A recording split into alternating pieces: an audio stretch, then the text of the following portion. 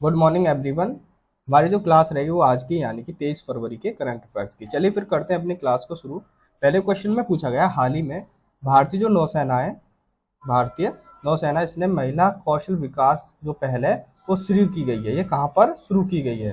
तो ये की गई है मणिपुर में। मणिपुर राज्य में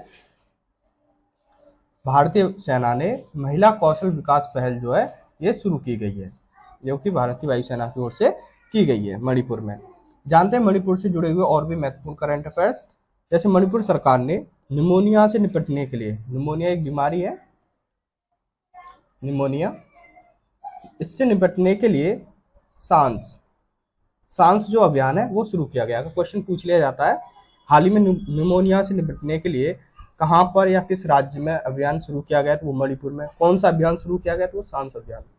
मेरी पूरी कोशिश रहती है कि आपके जो भी current affairs, important current affairs होते हैं उनको सारे को कवर करा दूं, ठीक है ना। और वीडियो अच्छी लगा करे तो लाइक शेयर एंड सब्सक्राइब जरूर कर लिया करो। चलिए नेक्स्ट पॉइंट की बात करें तो मैतेई चरमपंथी जो संगठन है उसे गृह मंत्रालय ने गैर कानूनी घोषित कर दिया है। इसे गैर कानूनी इसे घोषित कर दिया है, जो किया गया है चरमपंथी संगठन को गृह मंत्रालय द्वारा इसे गैर कानूनी घोषित कर दिया गया है। मणिपुर के एक वार्षिक महोत्सव बनाया जाता है, वार्षिक महोत्सव जिसका नाम है मेरा होगोवा, मेरा हो गोवा। ये वहां का वार्षिक उत्सव है जो कि मणिपुर में मनाया जाता है। हर साल ये मनाया जाता है, मेरा होगोगबा, ठीक है ना। अगर पूछ लिया जाता है मेरा होगोगबा जो दिवस है या उत्सव है ये कहां पर मनाया जाता है, मणिपुर में मनाया जाता है, जो कि वहां का एक ये वार्षिक त्योहार है। चलिए नेक्स्ट की बात करें मणिपुर से जुड़े हुए, तो मणिपुर में जस्टिस सिद्धार्थ मुर्दुल को, जो मणिपुर का हाईकोर्ट है उसके मुख्य न्यायाधीश के रूप में नियुक्त किया गया है, जिनका नाम है सिद्धार्थ मृदुल। इन्हें मणिपुर का जो हाई कोर्ट है उसके न्यायाधीश के रूप में नियुक्त किया गया है। नेक्स्ट पॉइंट की बात करें मणिपुर से जुड़े हुए, तो मणिपुर में खोकजोम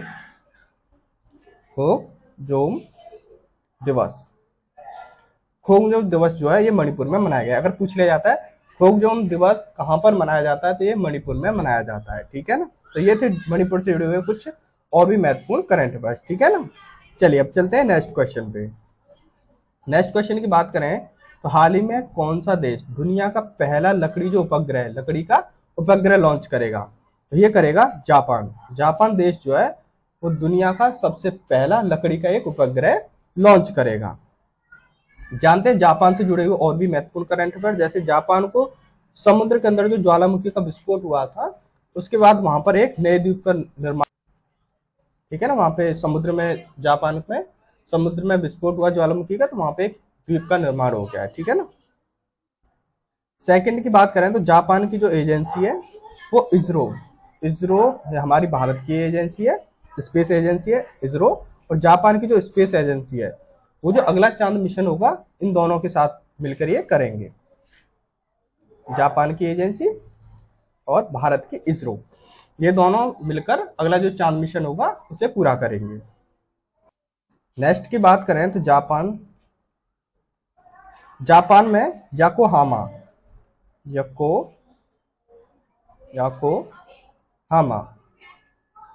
याकोहामा में डांसिंग पिकाचू कार्यक्रम का आयोजन किया गया। अगर पूछ लिया जाता है डांसिंग पिकाचू कार्यक्रम का आयोजन कहां पर किया गया है, तो ये जापान के याकोहामा में किया गया है, ठीक है ना। जापान की जनसंख्या की बात करें 2022 के डेटा के अनुसार वहां पर 8 लाख से अधिक जो जनसंख्या वो घट गई थी,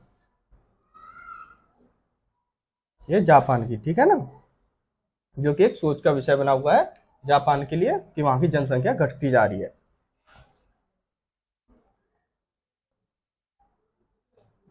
नेक्स्ट की बात करें तो भारत और जापान ने 3 स्कॉर्पियन जो पनडुब्बी हैं उनके निर्माण के लिए समझौता किया गया है, जो जापान और भारत मिलकर ये, एक मिनट,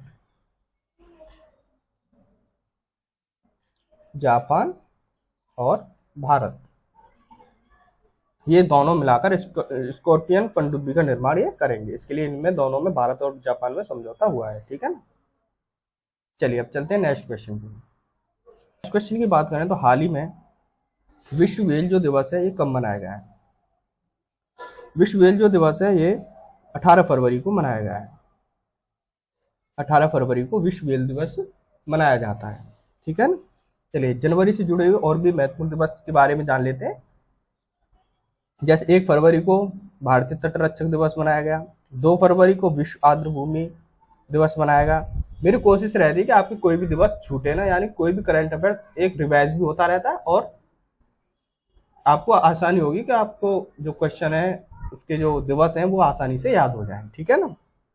ठीक है, चलिए 2 फरवरी को विश्व आर्द्र भूमि दिवस मनाया गया, 4 फरवरी को अंतर्राष्ट्रीय मानव बंधुत्व दिवस और विश्व कैंसर दिवस मनाया गया, 6 फरवरी को सुरक्षित इंटरनेट दिवस मनाया गया, 7 फरवरी को राष्ट्रीय HIV एड्स जागरूकता दिवस मनाया गया, 10 फरवरी को विश्व दलहन दिवस और राष्ट्रीय मुक्ति यानी कृमि मुक्ति दिवस मनाया गया, ठीक है ना।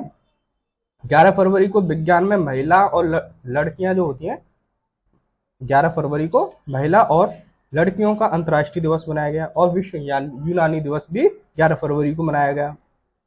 12 फरवरी की बात करें तो 12 फरवरी को अंतर्राष्ट्रीय डार्विन दिवस और अंतर्राष्ट्रीय मृगी दिवस मनाया गया और राष्ट्रीय उत्पादक दिवस भी 12 फरवरी को मनाया गया।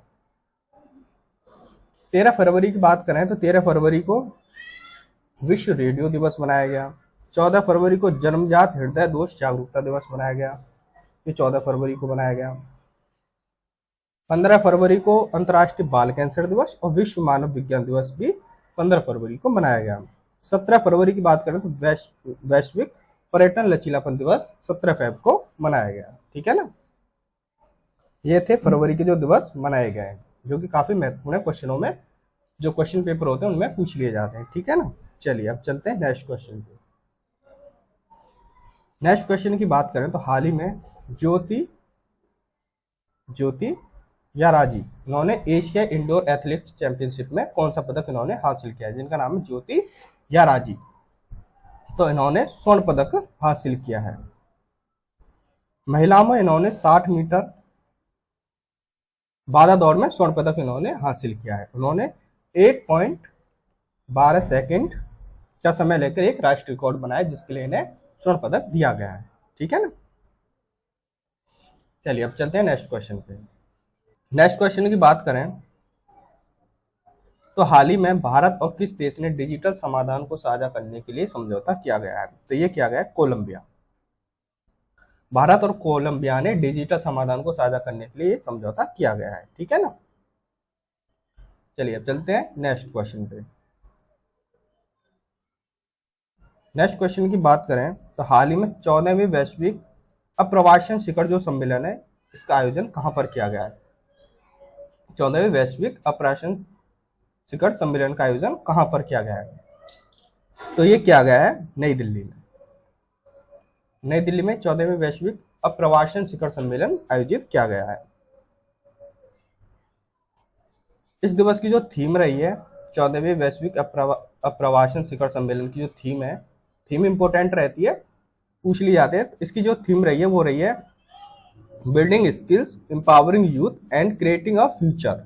ये इसकी थीम रही है। शिखर सम्मेलन का जो उद्देश्य था वो भारत में उच्च गुणवत्ता वाले उद्योग, नेतृत्व वाले कौशल परिस्थिति तंत्र के लिए एक रोड मैप बनाना, इस पर ध्यान केंद्रित किया गया था इस सम्मेलन में, ठीक है ना। चलिए अब चलते हैं नेक्स्ट क्वेश्चन पे। नेक्स्ट क्वेश्चन की बात करें तो हाल ही में जारी एक रिपोर्ट हुई है जिसमें मुख्यमंत्रियों की लोकप्रियता है उसके लिए रेटिंग दी गई है।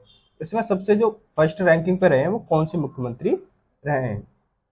तो इसमें रहे नवीन पटनायक। नवीन पटनायक जो है उनकी फर्स्ट रैंकिंग रही है लोकप्रियता के मामले में। और सेकंड नंबर की बात करें तो सेकंड नंबर पर उत्तर प्रदेश के यूपी के मुख्यमंत्री रहे हैं सीएम योगी आदित्यनाथ। चलिए अब चलते हैं नेक्स्ट क्वेश्चन पे। नेक्स्ट क्वेश्चन की बात करें तो हाल ही में 19वें बैंकिंग टेक सम्मेलन में किस बैंक ने 7 पुरस्कार जीते हैं? तो ये जीते हैं सिटी यूनियन बैंक ने। सिटी यूनियन बैंक ने ये जो पुरस्कार हैं वो जीते हैं। चलिए अब चलते हैं नेक्स्ट क्वेश्चन पे।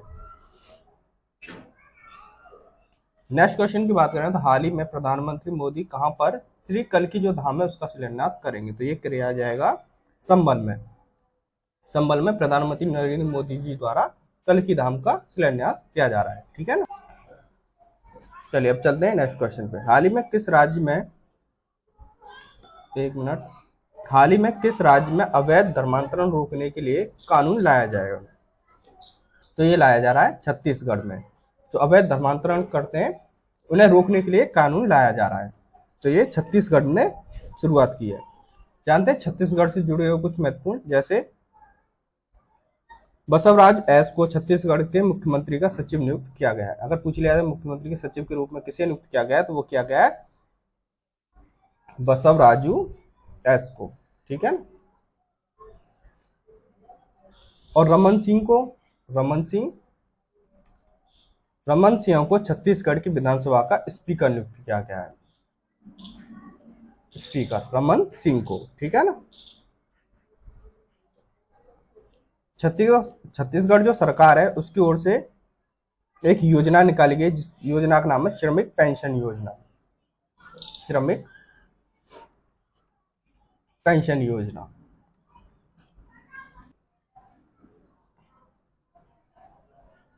चलिए अब चलते हैं नेक्स्ट क्वेश्चन पे।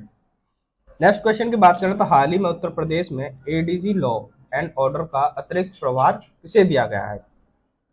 तो ये दिया गया है अमिताभ यश को। अमिताभ यश को ये प्रभार जो है जो दिया गया है, ठीक है। चलिए अब चलते हैं नेक्स्ट क्वेश्चन पे।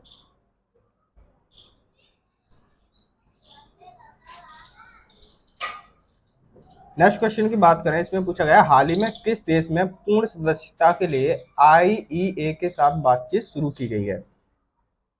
तो ये की गई है भारत के साथ। पूर्ण सदस्यता के लिए आईईए के साथ जो बातचीत है वो भारत ने शुरू की है, ठीक है ना। जानते भारत से जुड़े हुए कुछ और महत्वपूर्ण करंट अफेयर, जैसे हेनली पासपोर्ट इंडेक्स 2024 की जो रैंकिंग रही है उसमें जो पासपोर्ट की रैंकिंग है भारत की वो 80वें स्थान पर रही है, ठीक है ना।